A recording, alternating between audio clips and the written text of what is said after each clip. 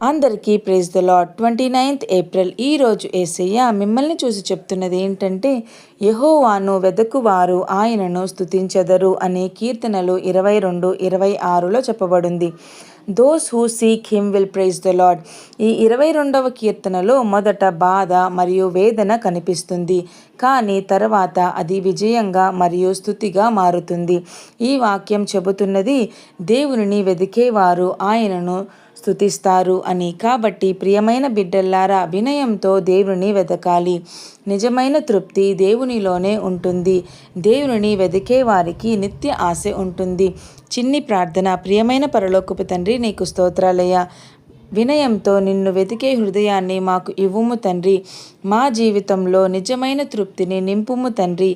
నీ స్తుతిలో జీవించున్నట్లు మాకు సహాయం చేయుము తండ్రి. యేసు నామంలో అడిగి వేడుకుంటున్నాము తండ్రి. ఆమెన్.